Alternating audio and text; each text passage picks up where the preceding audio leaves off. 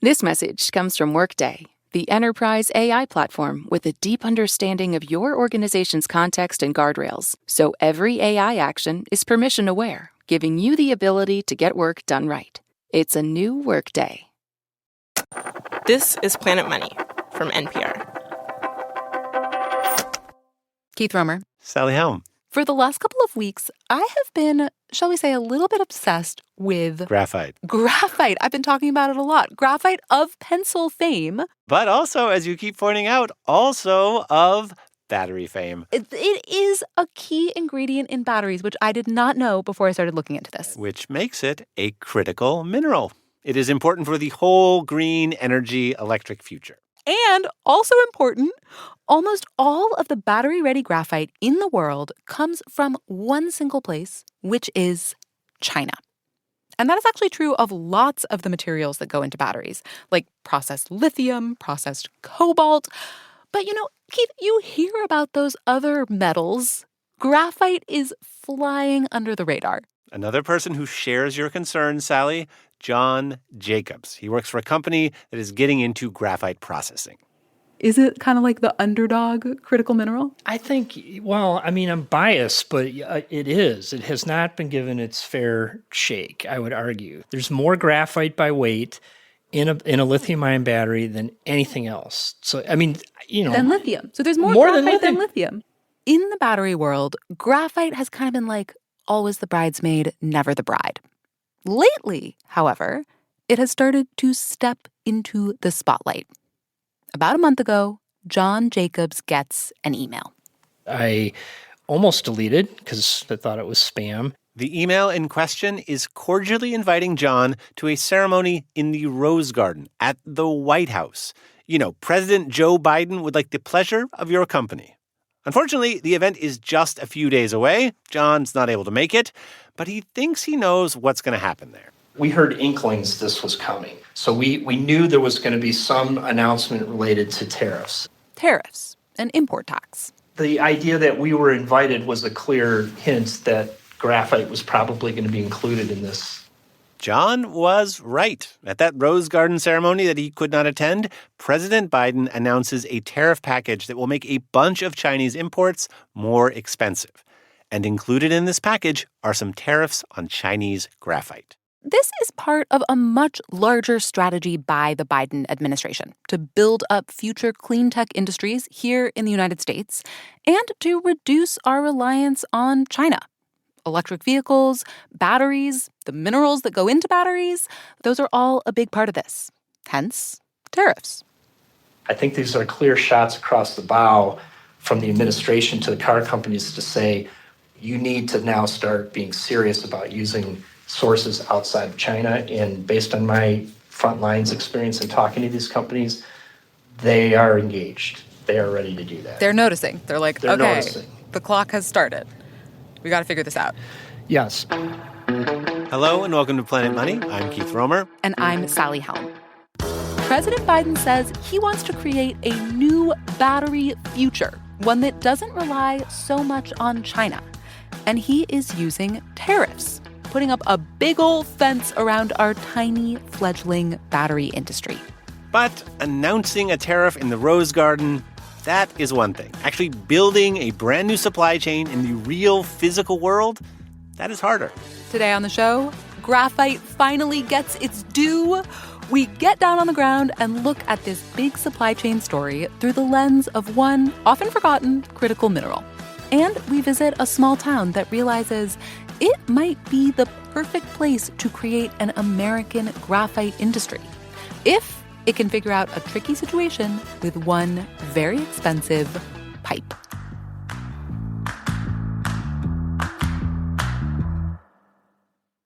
Support for this podcast and for Planet Money Summer School comes from Capital One. With no fees or minimums on checking accounts, it's no wonder the Capital One bank guy is passionate about banking with Capital One. If he were here, he wouldn't just tell you about no fees or minimums. He'd also talk about how Capital One cafes are open 7 days a week to handle your banking needs. It's pretty much all he talks about, in a good way. What's in your wallet? Terms apply. See CapitalOne.com/bank. Capital One N.A., member FDIC. This message comes from Workday, the enterprise AI platform with a deep understanding of your organization's context and guardrails, so every AI action is permission-aware, giving you the ability to get work done right. It's a new Workday. The tariffs on graphite, they are part of an effort to move the battery supply chain away from China. Because when it comes to batteries, China has been way ahead for years. So how'd that happen? In the 2010s, the Chinese government decided it wanted to jumpstart the electric car industry in China. So it started giving incentives for people to buy electric cars, which ended up increasing worldwide demand for batteries. I heard the next part of the story from a guy named Hugh Jackman. Wolverine! It is not French Hugh Jackman, famous Wolverine actor. This Hugh is a graphite guy. He is the CEO of a mining company in Canada. I can tell you a funny story, though. My daughter, I was meeting her in London, and I booked a hotel where I was staying, and she came in before me. And she goes, hi, I'm Hugh Jackman's daughter. And the guy at the desk said, you're Hugh Jackman's daughter? Really? We got a really nice room. Hugh has been in minerals a long time.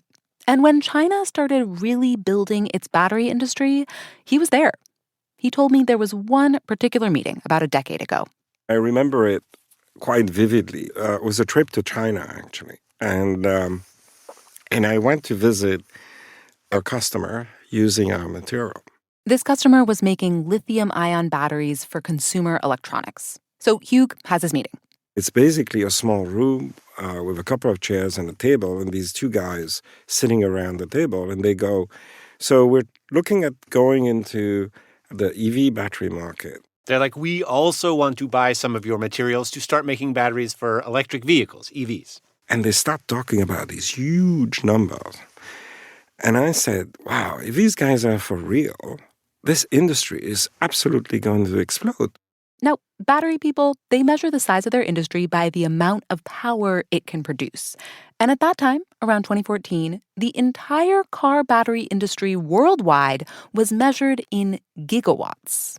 But these guys? They're not talking gigawatt size. They're talking terawatt size. So bigger than the whole industry at that time. 1,000 times bigger.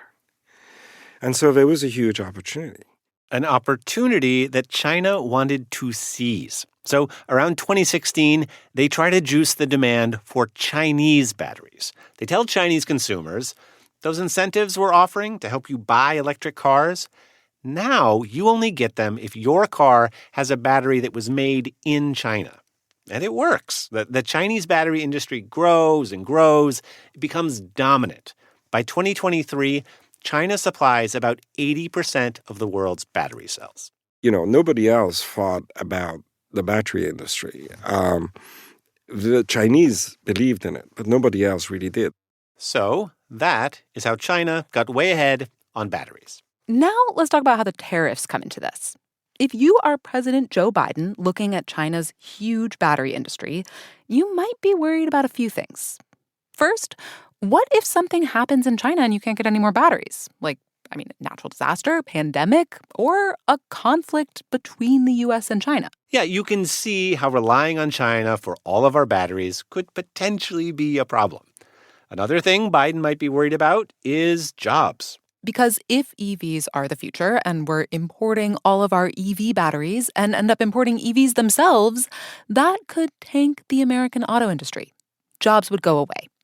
And finally, President Biden claims that by subsidizing these industries, China isn't playing fair, that they're supporting their industries in a way that makes it too hard for the U.S. to compete. President Trump also made claims along these lines. And in fact, he put some tariffs on graphite. They were announced back in 2018. Then, after requests from Tesla and some battery makers in 2020, those tariffs were paused. Now, President Biden doing graphite tariffs all over again. Some go into effect this week, others not until 2026. Hugh Jackman is among those who have reaped the rewards from this big global fight. Because remember, these tariffs are only on imports from China. Graphite from Canada, no problem. So Hugh's graphite mine in Quebec stands to benefit. The phone's been ringing quite a lot. So it's been good for us. Our emails are coming in, or video calls are going on. Just in the past week since this In happened. the last couple of weeks, yeah. But mining graphite is really only part of the story. For one thing, you can also make synthetic graphite. And in either case, the real game in town is graphite processing. Because you cannot just dig up some graphite from the ground, put it straight into a battery and expect that to work. I would not. No, don't do it. There is a whole very technical way that you have to mill the graphite down and reshape it and coat it. And on that whole thing, China is even further ahead.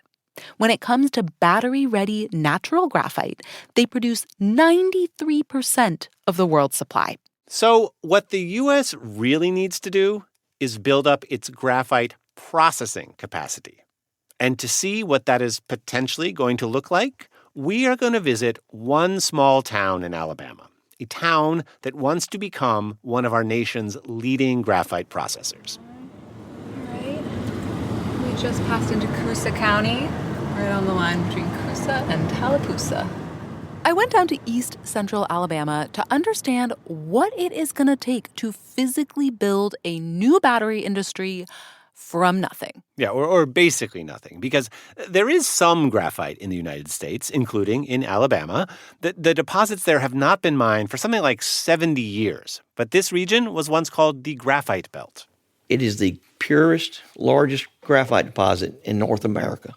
You sound proud of that. I am.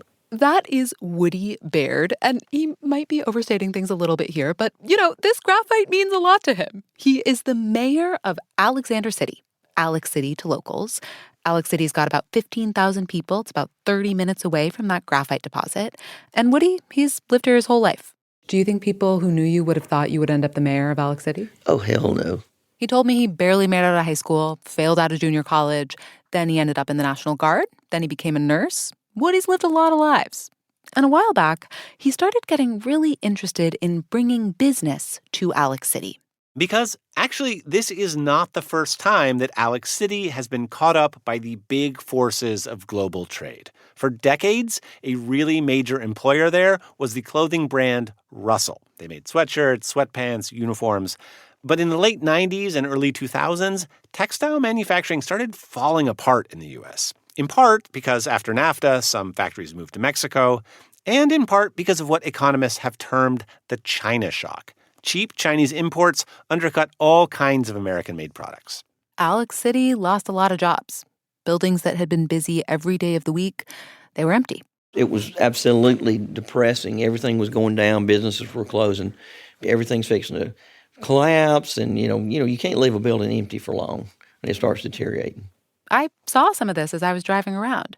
Some of the Russell buildings have been repurposed over the last 2 or 3 decades, but you can still find abandoned warehouses.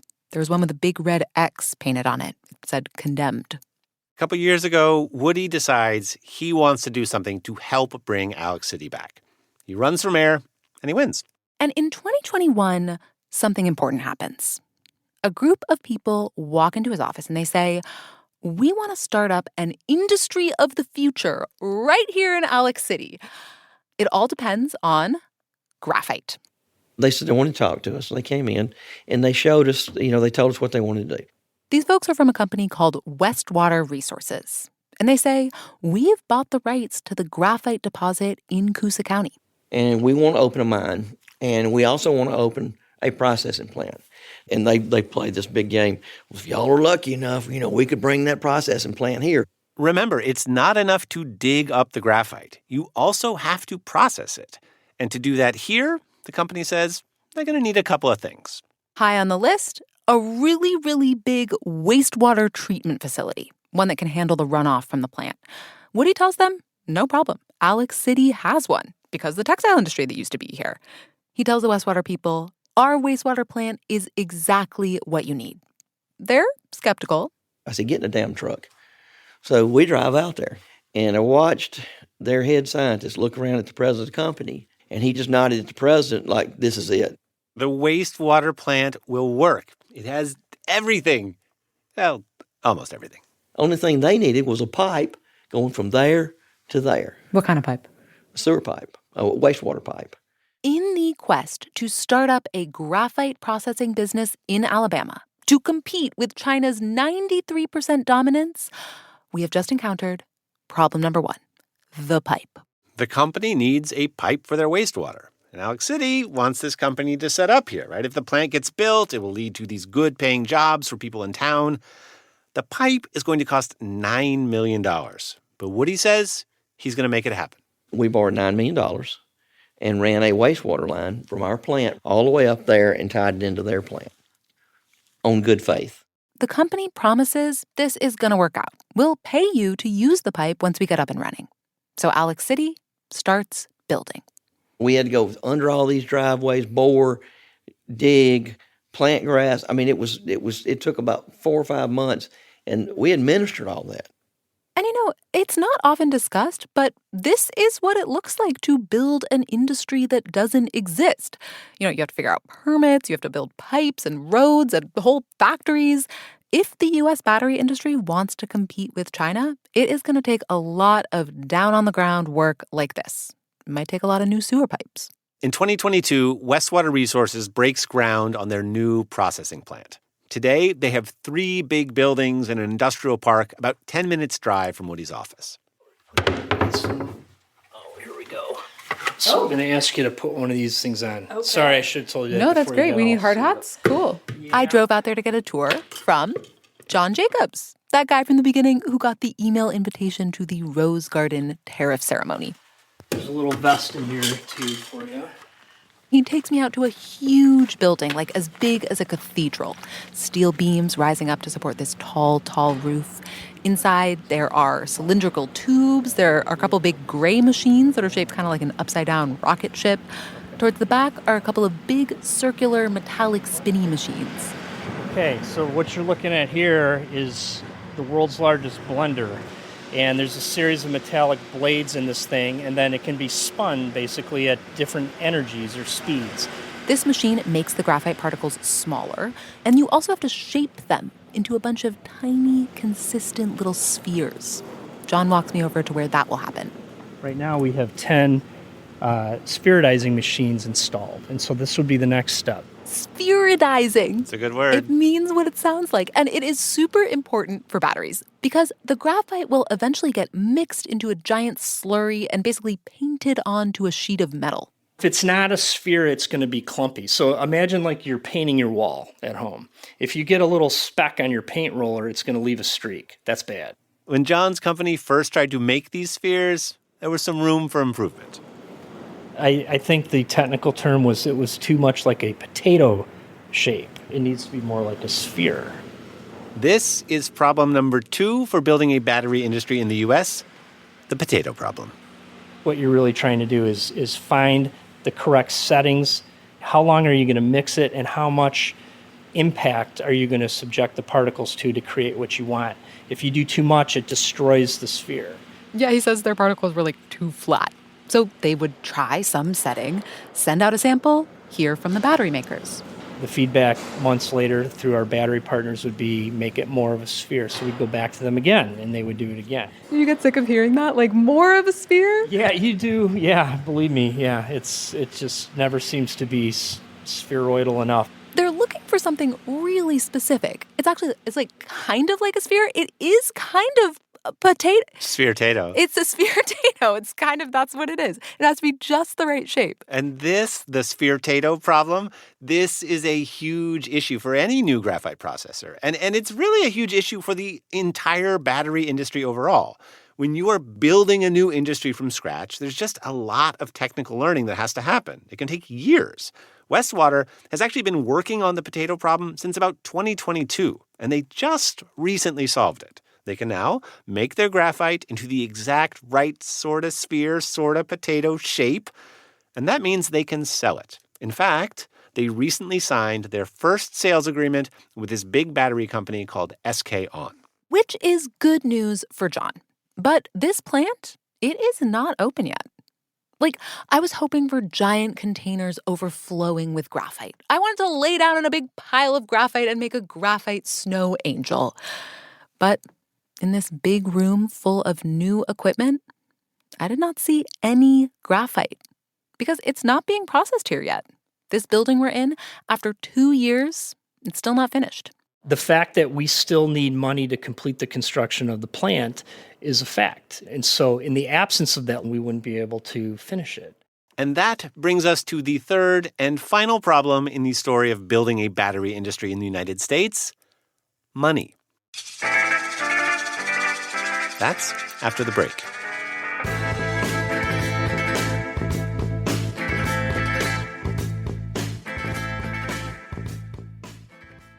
Support for this podcast and for Planet Money Summer School comes from Capital One. With no fees or minimums on checking accounts, it's no wonder the Capital One bank guy is passionate about banking with Capital One. If he were here, he wouldn't just tell you about no fees or minimums. He'd also talk about how Capital One cafes are open 7 days a week to handle your banking needs. It's pretty much all he talks about, in a good way. What's in your wallet? Terms apply. See CapitalOne.com/bank. Capital One N.A., member FDIC.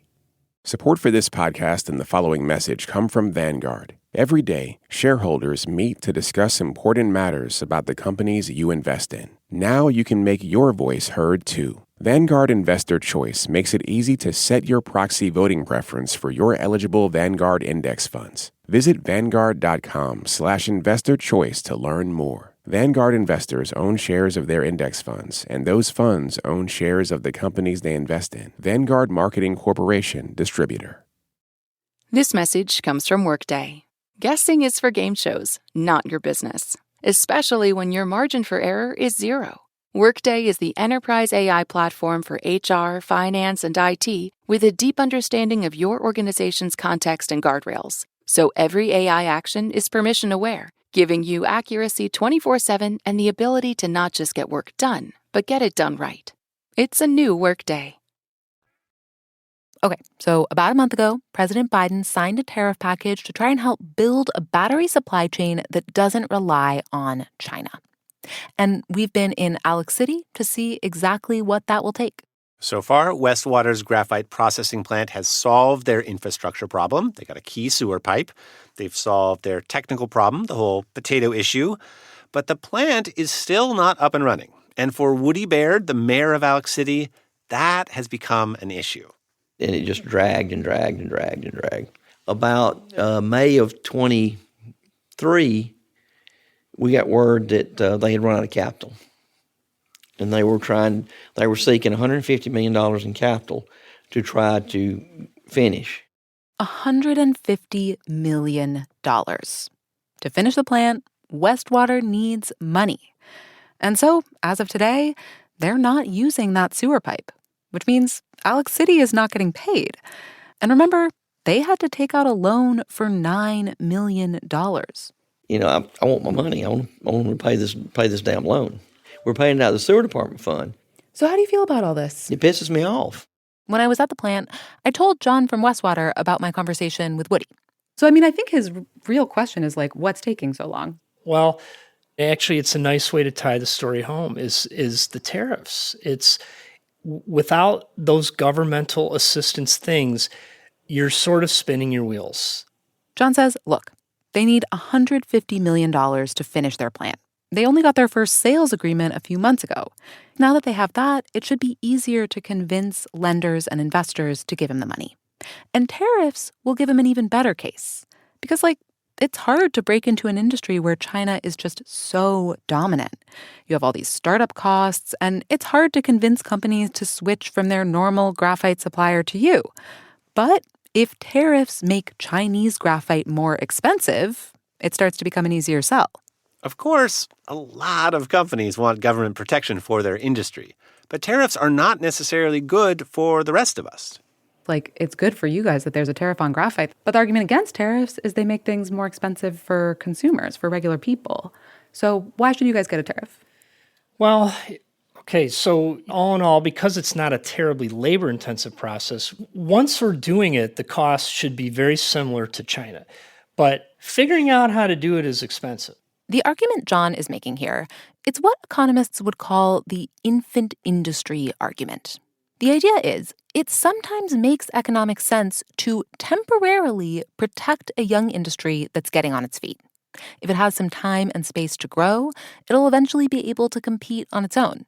And then producers and consumers might be better off. We'd have more graphite for batteries, a more resilient supply chain, and maybe even some new technological innovations. But it's honestly kind of murky whether graphite processing in the United States is the kind of infant industry where protection is justified. For economists, the bar is really, really high. And in practice, countries often are not using tariffs for reasons economists would approve of. They're really just trying to prop up some politically important industry. One key thing economists look for, the tariffs should be temporary. Eventually, the infant industry should grow up and be able to compete on its own. John says he agrees with that. A business that would have to rely on governmental support and incentives and tariffs and all this stuff forever, that's a dangerous business because, policies change, these things come and they go. And so you cannot bet on these tariffs being around forever. Right now, these tariffs are set to be indefinite. Some will kick in this week, others in a couple of years. So the U.S. has time to build up its supply chain. Though, as we have seen, that's not going to be easy. When I was at the not-quite-finished graphite processing plant, I saw something that reminded me of this whole laborious supply chain building process. Laid out on a huge concrete slab were piles and piles of steel beams, each labeled with some kind of particular letter or number. It was like a giant life-size Lego set. And there were two guys picking through them to find the exact steel piece they needed. While I was there, I saw them fit one into place, literally putting in the latest piece of this new battery supply chain. But just at this one plant, this one building, there were still hundreds more pieces of steel to go.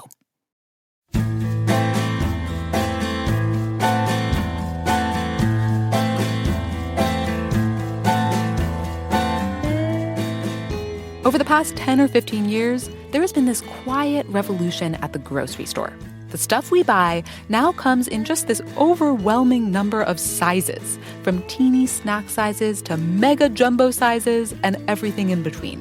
Yeah, this is queso in a can. Queso in a can. But also queso in a jar. Yeah. Also queso in a small jar. It's a lot of queso. On our next episode, a packaging expert takes us to the grocery store and shares some of the secrets behind how companies get us to buy more stuff. After this job, I will never walk through a grocery store in the same way ever again. You can't unsee it, right? That's on the next Planet Money. This episode was produced by Emma Peasley and edited by Jess Jang. It was fact-checked by Sierra Juarez and engineered by James Willits. Alex Goldmark is our executive producer. Special thanks to Denise Walls, Reka Uhouse, Gordon Hansen, Eladia Mazzocco, and Penny Goldberg. I'm Sally Helm. And I'm Keith Romer. This is NPR. Thanks for listening.